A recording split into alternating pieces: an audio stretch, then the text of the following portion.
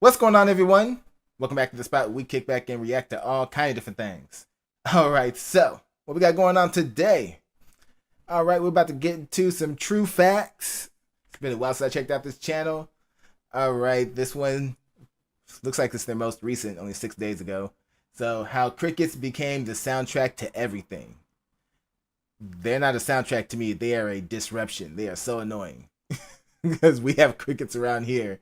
And yeah, every summer, when it's their little mating season or whatever, at least that's what Google told me, they be out there just, it's irritating. But let's get into this. Let's see how it happened, why they make this noise. Let's go. This episode sponsored by Brilliant. I'm sure you've seen them, jumping around all willy-nilly like the whole world was their personal trampoline. If not, you've definitely heard them, chirping non-stop like that. It's a racket is what it is. Can't turn it off, and God forbid one gets stuck in your house at night. It's like nature's version of a pager going off in a movie theater. Great analogy. Great analogy right there. And they're not about to shut up either, because what they've got going on has been working for them for quite a long time. About 350 million... What's that one doing, Jerry? Well, I don't know either, but it looks dirty. We'll change it. About 350 million years ago, the ancestors of the orthopterans, the crickets, grasshoppers, and katydids, started to get a bit jumpy. It turns out having a quick getaway is quite helpful if you want to be not dead. Jerry, what? That one didn't even try. Well, I'm talking about how good they are at getting away. And he's like, no. Oh man, why are you gonna put the scrub up there who couldn't do his job? You had one job, escape. Show that? Anyway, those early orthopterans didn't skip leg. What? Why does that look like it's this looks like something that somebody would draw in like a cartoon. What's up with that face? What's going on with that face, and why is it blue? I think that's what's throwing me off. Why is the rest of your body yellow, but the face is blue? Day at the gym, I'll tell you what, those back legs in particular got quite thick. You can see it on Rebecca here. Would you turn a bit? There, look at that. And that's because these jumps they do are pretty hardcore. There's a whole technique to it. The basic idea here is that you bend your knee. I mean, it's backwards, but whatever. And then something keeps that knee bent while you build up force that wants to unbend your knee. Now, in the crickets, they're old school. The knee is kept in place by their muscles. But in the grasshoppers, when they split off from the crickets, they added a latch and a spring. The latch means that less force is required to lock the knee in place. And then the spring is a way to store energy as the muscles contract.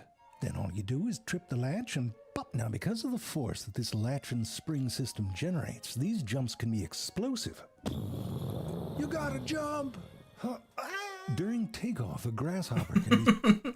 Now, my thing is, why do they get the good knees? We walk around here with the bad knees and everything. Humans are over here struggling with our knees. Crickets over here got solid knees. I'm jealous. To 20 G's of acceleration. I mean, it's a bit like strapping a rocket to your ass to go to the grocery store. You're gonna get there, but it might not be pretty. They can do their best, though, aim by facing where they want to go, or by pushing off with one leg slightly before the other. Now, if they slip while they're doing it, it could potentially be an issue.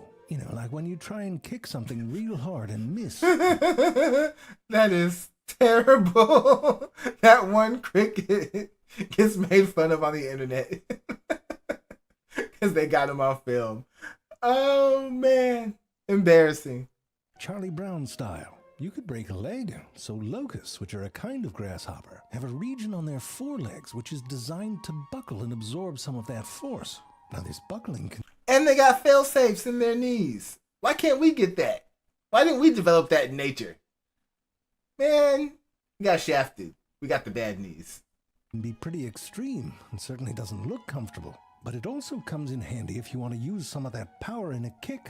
Because those legs aren't just for jumping, and they have a pretty impressive range of motion. So if some creepy giant tries to do some paint by numbers on your back, you can give him the what for. Or if you have to kick the crap out of some bully while everyone watches. Oh dang, no, it's a throwdown. Those legs can also kick the crap. Jerry, is that a mistake? Kick the crap out of what? Oh, just kick the crap.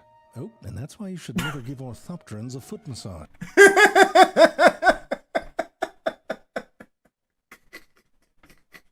Literally kicking the crap. Oh my god, that is wild. This here is a bush cricket or katydid. Katydids and crickets don't have that latch and spring. But whatever they lack in explosive power, they make up for in finesse. Look at that, nailed the landing. And if you give them a whole bunch of different heights, they adjust to it so their body's at the right angle on the approach.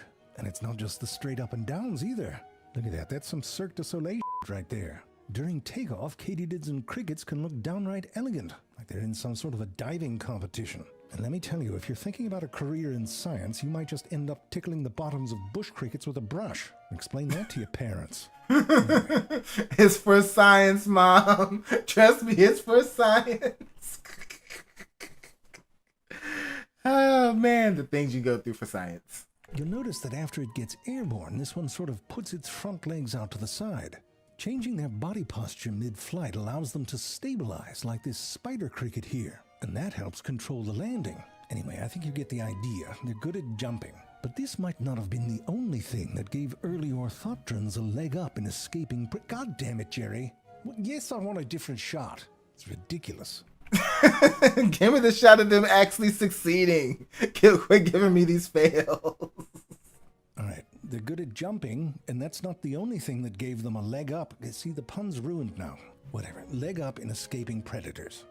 Jerry, is this all there is? I don't think you're getting the... Oh, there it is. You had me worried. Oh, sorry, Nancy. I'm talking to Jerry. You did great. Listen, you don't need 300 million years of evolution to get a leg up. See, that's how you pun.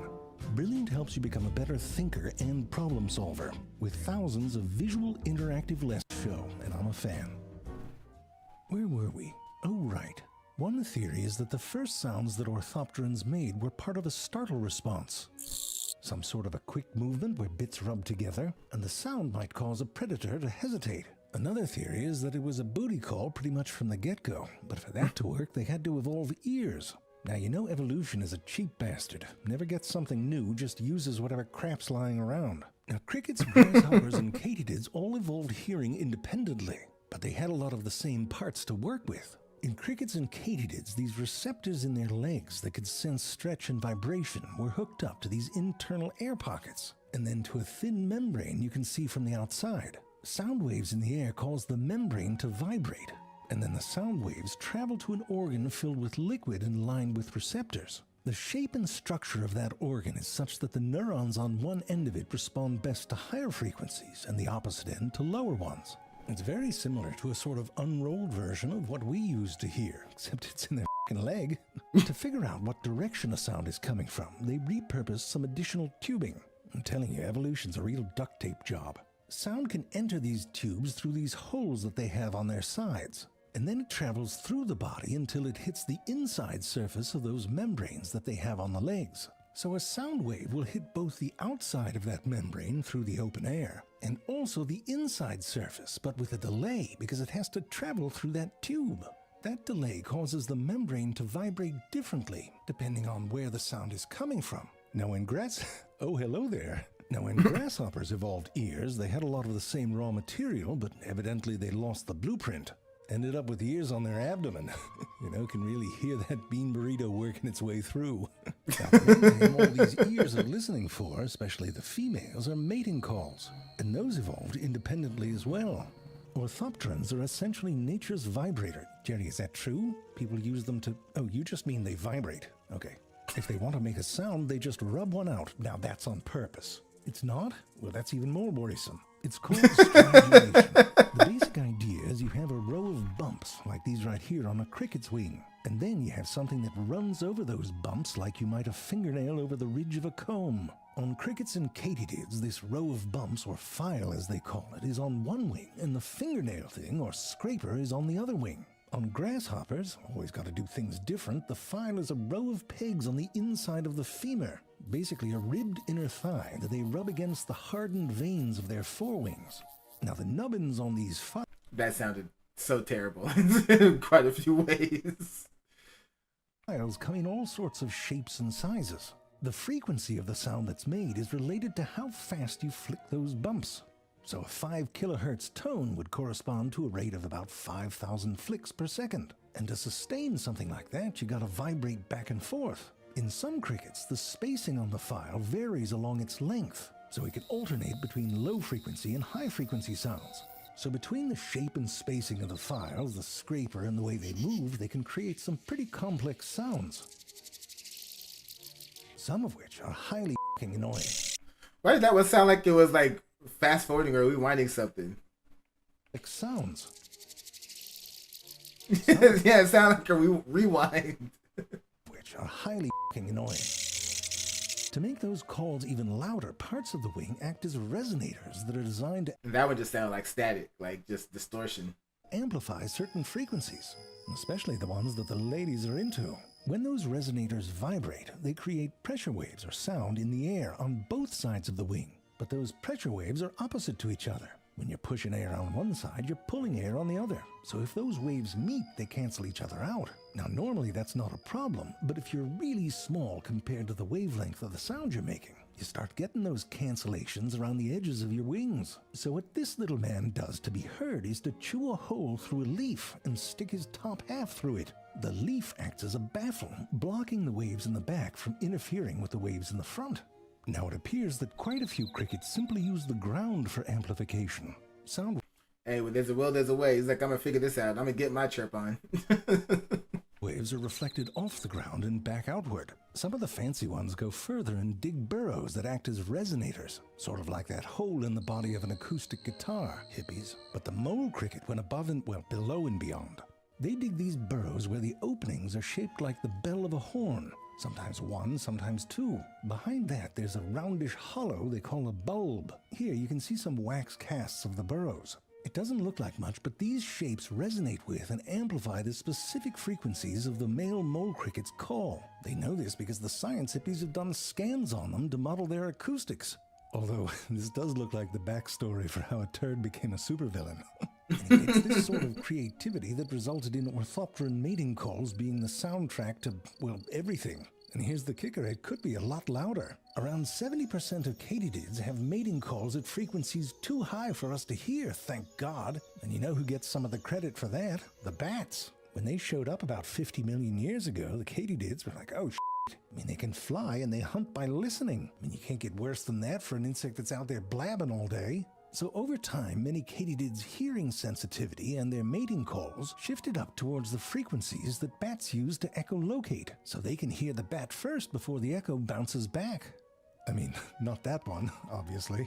And if it's not the bats, it's these f***ers. These flies are tiny, but they evolved a unique hearing structure in their chest. Why not? It's very good at localizing sound, and the females use it to hone in on the cricket's chirp. And when they get there, they deposit some bibbies on the cricket. Then those bibbies burrow into the cricket and eat it from the inside out. It's bad enough that some crickets just threw in the towel. In Hawaii, where these flies are everywhere, some of the ocean field crickets have lost most of those little bumps that they use to make sound. Flies can't find them, but they can't make mating calls. So you know what they do? They get close to males who do sing and try to intercept the female.